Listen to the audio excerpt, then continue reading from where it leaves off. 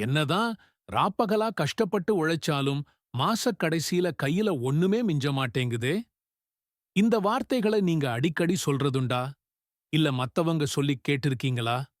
உங்க உழைப்புக்கும் நீங்க சம்பாதிக்கிற பணத்துக்கும் சரியான பலன் கிடைக்கலையா?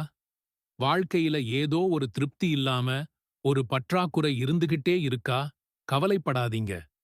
இதுக்கு காரணம் பரக்கத் என்கிற இறையருள் நம்மகிட்ட குறைவா இருக்கிறது தான். பரக்கத் மட்டும் உங்க வாழ்க்கையில வந்துட்டா குறைவான வருமானம் கூட நிறைவானதா மாறிடும். அந்த பரக்கத்தை நம்ம வாழ்க்கைக்குள்ள எப்படி கொண்டு வர்றதுன்னு தான் இந்த வீடியோல பார்க்க போறோம். கொஞ்சம் யோசிச்சு பாருங்க. மாசம் 10,000 ரூபாய் சம்பாதிச்சும் பத்தலன்னு கஷ்டப்படுறவங்களும் இருக்காங்க.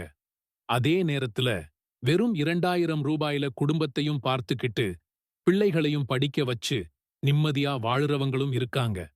இது ரெண்டுக்கும் நடுவுல இருக்கிற வித்தியாசம் என்ன தெரியுமா? அதுதான் பரக்கத்.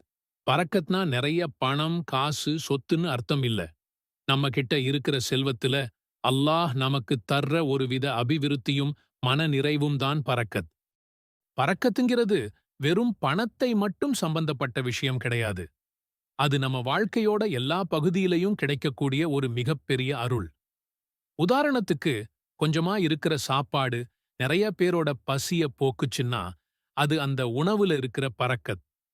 குறைவான நேரத்துல நீங்க நிறைய வேலைய செஞ்சு முடிச்சீங்கன்னா அது உங்க நேரத்துல இருக்கிற பரக்கத். ஒருத்தர் குறைவான ஆயுள்ள பெரிய பெரிய சாதனைகள் செஞ்சா அது அவரோட ஆயுள்ள இருக்கிற பரக்கத். அப்போ பரக்கத்துங்கிறது வெறும் எண்ணிக்கை இல்லை, அது ஒரு நிறைவு. அது வளர்ச்சி, முன்னேற்றம், வெற்றி, நிம்மதின்னு பல அர்த்தங்களை கொடுக்கும். இந்த பரக்கத் நம்மள விட்டு போயிடுச்சுன்னா நிம்மதி இல்லாம போறது, தேவையில்லாத செலவுகள் வர்றது, மன அழுத்தம்னு எல்லாம் தானா வந்துடும். சரி, ஏன் இந்த பரக்கத் சிலரை விட்டு மட்டும் போகுது? நாம தெரிஞ்சோ தெரியாமலோ செய்யற சில தவறுகள் தான் இதுக்கு காரணம். அதுல முக்கியமான 3 விஷயங்களை இப்போ பார்க்கலாம். முதல் காரணம் நன்றி மறந்துடுறது. அல்லாஹ் நமக்கு கொடுத்த அருளுக்காக அவனுக்கு நன்றி சொல்ல நாம தவறும்போது பரக்கத் கொஞ்சம் கொஞ்சமா நம்மள விட்டு விலக ஆரம்பிக்கும். அல்லாஹ் குர்ஆன்ல என்ன சொல்றான்? நீங்கள் நன்றி செலுத்தினால் நான் உங்களுக்கு நிச்சயமாக அதிகப்படுத்துவேன்.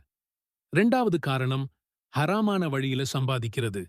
வட்டி, லஞ்சம், ஏமாத்துறது, கலப்படம் பண்றது மாதிரியான இஸ்லாம் தடை செஞ்ச வழிகள்ல வர்ற பணத்துல துளிக்கூட பரக்கத்திருக்காது. அந்த பணம் பார்க்கிறதுக்கு மலை மாதிரி இருந்தாலும் அது நிம்மதியைக் கொடுக்காது. 3வது ரொம்ப முக்கியமான காரணம் சொந்த பந்தங்களோட சண்டை போட்டுட்டு வாழ்றது.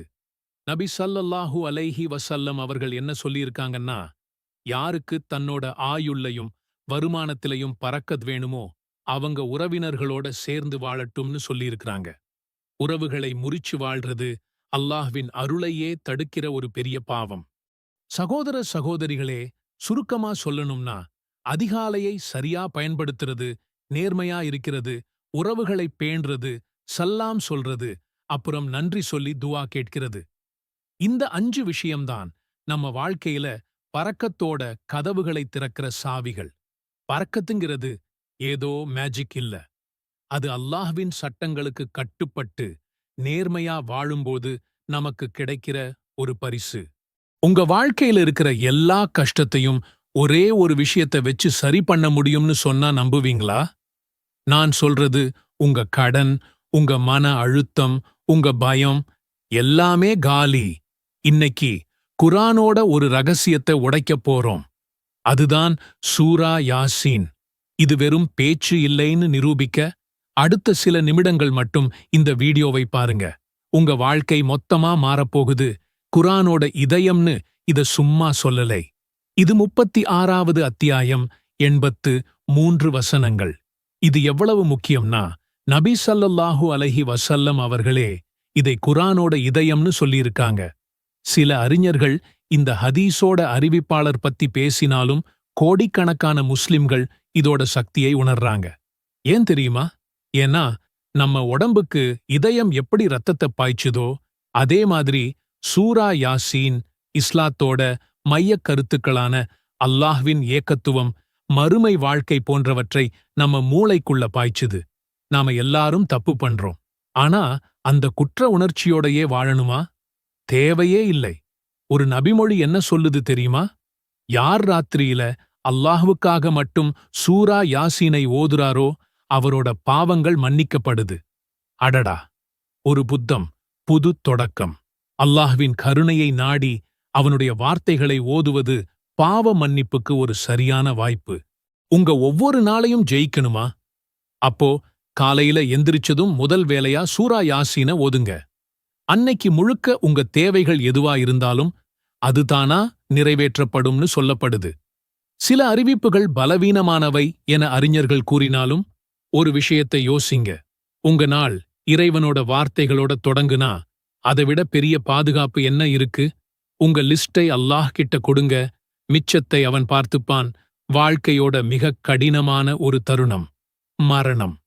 அந்த நேரத்துல கூட சூரா யாசீன் ஒரு மிகப்பெரிய ஆறுதலா இருக்கு. மரணப்படுக்கையில இருக்கிறவங்க பக்கத்துல இதை ஓதும்போது அவங்களோட வேதனை குறையும்னும் அல்லாஹ்வின் அருள் இறங்கும்னும் நம்பப்படுது. மரணிக்கப் போகிறவர்கள் மீது சூரா யாசீனை ஓதுங்கள் என்று ஒரு நபிமொழி வழிகாட்டுகிறது. அந்த கடைசி நிமிடத்துல கிடைக்கிற இதைவிட பெரிய பரிசு என்ன இருக்க முடியும்? ஒரு நிமிஷம் வெறும் வார்த்தைகளை ஓதுறது லெவல் 1 தான். இதோட உண்மையான சக்தியை நீங்க அடையணுமா? அப்போ இதோட அர்த்தத்தை புரிஞ்சுக்கணும்.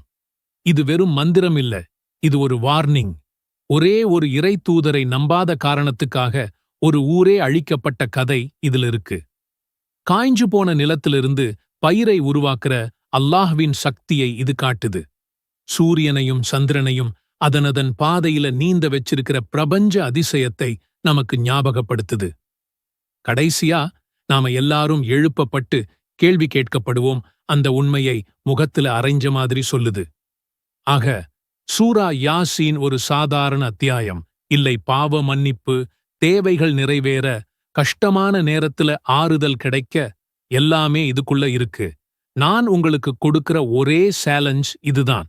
இன்னையிலிருந்து சூரா யாசீன அர்த்தம் தெரிஞ்சு ஓதுங்க. அதை உங்க வாழ்க்கையில செயல்படுத்துங்க. குர்ஆனோட இதயம் உங்க இதயத்தை மாத்தட்டும்.